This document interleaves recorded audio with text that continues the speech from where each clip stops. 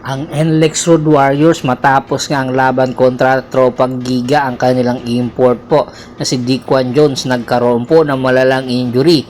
Kaya nag-iisip ngayon at naghahanap po ang NLEX Road Warriors ng possible import replacement agad-agad dahil ngayong Biyernes po ang kanilang susunod na laban. Kaya meron po sila mga posibleng tingnan na player or import na makakatulong agad-agad at magiging major impact po sa kanilang kupunan. Isa na nga po sa tinitingnan ng NLEX ay itong si KJ McDaniels. Kung matatandaan po ninyo na itong si KJ McDaniels nakapaglaro na po dati ito sa NLEX Road Warriors sa ilalim po ni Coach Yeng Guiao.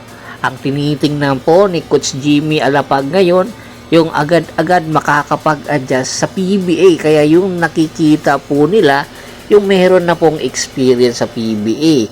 Hindi man po kaparehas ng ipinapakita ni Dequan Jones, pero meron naman pong tinatago na kakayahan itong si KJ McDaniel. Sa kanyang experience sa NBA ay tiyak pangungunahan po ni KJ McDaniels ang NLEX kung sakasakali nga po ito yung kanilang magiging option agad-agad pagdating ng Biyernes, kasi po ito po yung mga huling laban ng NLEX Road Warriors dahil sa susunod na linggo ay magbabakasyon po ang PBA at babalik po sa October. Kaya hoping po sila yung makukuha po nila agad-agad magkakaroon ng major impact.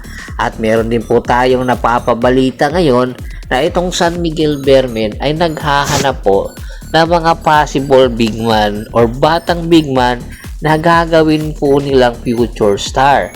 At ito po yung nakikita nilang potensyal na makukuha ng San Miguel Bearmen.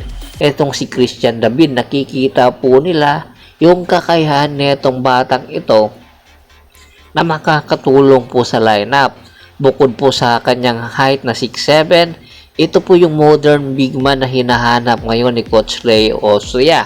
Kasi nga po hindi na bumabata ito si Junmar Fajardo at nakikita po nila na kinakailangan na nila na ngayon pa lang ay unti-unti na silang mag-build up ng kanilang future at nang sa ganon ay hindi po sila manibago kung mawawala at magre-retiro na nga po itong si Abay Junmar Fajardo. At nakikita po nila na itong si Christian David po pwede pong itandem ito sa kanilang mga bagong acquisition na si Jerick Ahanmisi, na kung saan isa po sa maganda ang ipinapakita ngayon sa San Miguel na player. Very consistent po itong si Jerick Ahanmisi.